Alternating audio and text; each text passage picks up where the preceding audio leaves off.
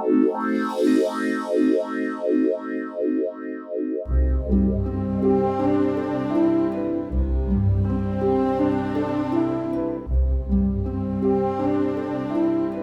কি কিছুই না খেয়ে উঠে পড়লেন যে? না, খেতে ভালো লাগছে না। মুখে সবকিছু কিরকম যেন বিস্বাদ বিস্বাদ লাগছে। তাহলে রাজবৈদ্যকে খবর পাঠাই। আরে রাজবৈদ্যকে খবর পাঠিয়ে কি হবে? সেই তো দেবে কটা তেতো পাঁচন। তবুও আমি খবর পাঠাবো। শুনুন, আজ আর রাজসভায় যেতে হবে না। রাজসভায় না গিয়ে বরং একটু বিশ্রাম নিন।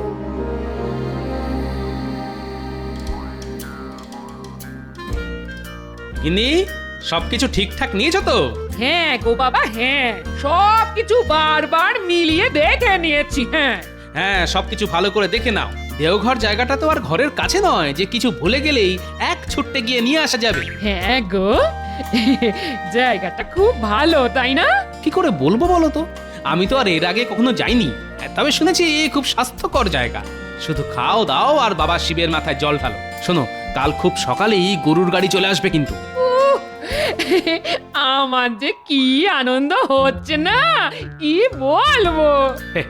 তোমার আনন্দের জন্যই তো এত খরচ করে অতদূর যাওয়া গিন্নি। চলো চলো চলো, এখন খেতে দেবে, চলো তাড়াতাড়ি খেয়ে শুয়ে পড়তে হবে। হ্যাঁ, কাল তো আবার এই কাক ভরে উঠতে হবে।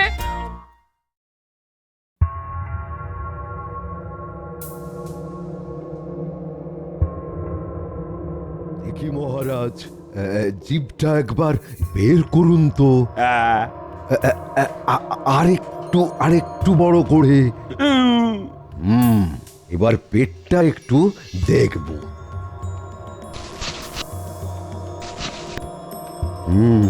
কেমন বুঝলেন রাজবৈদ্য মশাই? না না না না না, তেমন ভয়ের কিছু নেই। পেটে বায়ু আর ওই অম্বলের কিছু উদ্রেক হয়েছে বটে, তবে কদিন ওই ওষুধ খেলেই সেরে যাবে। আমি তাহলে এখন আসি মহারাজ। হ্যাঁ হ্যাঁ, এসো।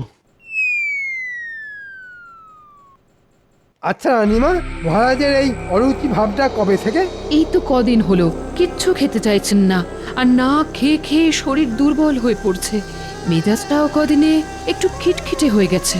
চিন্তা করবেন না, আজ থেকে আমি মহারাজের সব দায়িত্ব নিয়ে নিচ্ছি। তো দায়িত্ব নিয়ে তুমি কি আমার মুখের বিস্বাদ ভাবটা দূর করতে পারবে? পারবো মহারাজ। কি করে? রানীমা, আমার মনে হয় মহারাজ অনেকদিন এক হাতের রান্না খেয়ে যাচ্ছেন, তো তাই হয়তো মুখে খাবার এখন বিস্বাদ লাগছে। কথাটা খুব একটা মন্দ বলনি। সেই তো শুকনো ডাল ঝাল কিংবা পোস্ত পুঁই চচ্চড়ি আর ঝোল, অন্য কিছু পদ রান্না হলে হ্যাঁ মুখে হয়তো ভালো লাগতো। কিন্তু আমাদের রান্নার ঠাকুর তো এর বেশি কিছু জানেন না। চিন্তা করবেন না রানীমা, একেবারেই চিন্তা করবেন না। আপনি বরং পুরনো রান্নার লোককে কিছুদিন ছুটি দিয়ে দিন। তার বদলে আমি খুব করিতকর্মা দুজনকে এনে দিচ্ছি। ওহ, যা রাঁধে না, কি বলবো! বিরিয়ানি, কাবাব, কোফতা, তারপর আরো কত সাহেবি পদ, চপ, কাটলেট, স্যুপ। তাহলে আর দেরি করছো কেন? কালই ওদের নিয়ে এসো। কদিন একটু কোফতা কাবাব খেয়ে মুখের স্বাদটা ফিরিয়ে আনি। যথাজ্ঞা মহারাজ।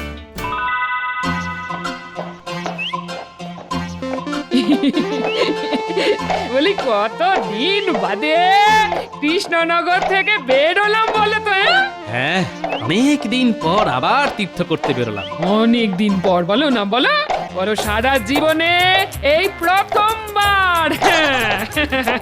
কেন, কতবার তোমায় বাপের বাড়ি নিয়ে গেছি বলো? সে তো বাপের বাড়ি, হ্যাঁ, এই তীর্থক্ষেত্র তো নয়। বলো কি গিন্নি, সমস্ত বিবাহিত মেয়ের কাছে বাপের বাড়ি তো সব থেকে বড় তীর্থক্ষেত্র। বুড়োর কথা চিড়ি দেখো।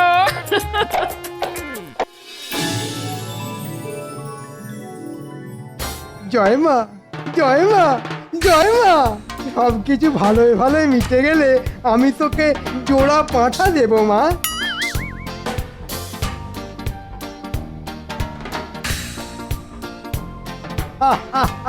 গোপাল এখন নেই, মাসখানেকের জন্যে তীর্থ ভ্রমণে গেছে। এই সুযোগে যদি কাজটা করে ফেলতে পারি, ও কত গয়না, কত গয়না। আমাদের ডেকেছেন মন্ত্রী মশাই? আরে আয় আয়, শোন, তোদের একটা কাজ করতে হবে। কাজ? হ্যাঁ, খুব বড় একটা কাজ। তার আগে বলতো, তোরা রাঁধিস কেমন? মানে কোপ্তা কাবাব এসব রাঁধতে পারিস তো? একবারে সুযোগ দিয়েই দেখুন না। খুব ভালো, তাহলে মহারাজের বাড়ি তোদের রান্না করতে যেতে হবে। কি যে বলেন, খোদ মহারাজের বাড়ি? এই মন্ত্রী মশাই আমাদের সঙ্গে রসিকতা করছেন না তো? আরে রসিকতা কেন করবো রে পাগলা?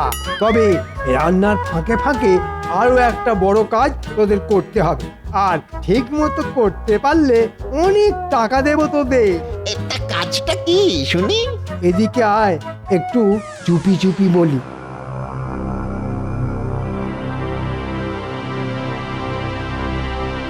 ইরে, ঠিকঠাক করতে পারবি তো? যে পারবো মানে?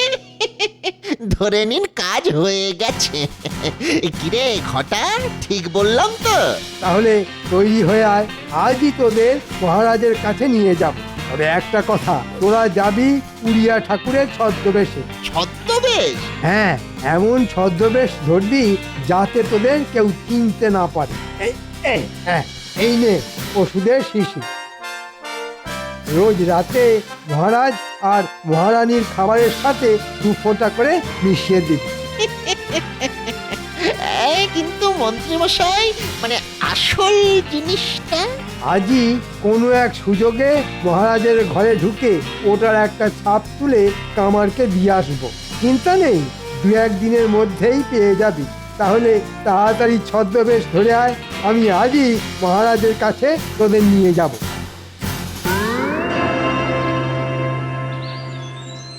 ভেতরে আসবো মহারাজ? এসো এসো। মহারাজ, এরা হচ্ছে সেই রান্নার লোক। এই মহারাজকে প্রণাম কর, প্রণাম কর। পেনামো হই রাজামশাই, পেনামো হই। নামটা কি? আগে মই জগন্নাথও আছি, আরে কেদারনাথও আছি। তা কোপ্তা কাবাব এসব রাঁধতে পারবে তো? খুব পারিব মা জননী, একেবারে সুযোগ দিউনি পড়া। তোমরা কি বাঙালি নও? ঠিক ধরেছেন রানীমা, এরা উড়িষ্যার লোক। অল্প অল্প বাংলা বুঝতে পারলেও একেবারেই বলতে পারে না, তাই বেশি কথা বলতেও চায় না। এ কথা তো ঠিক আছে পড়া। তবে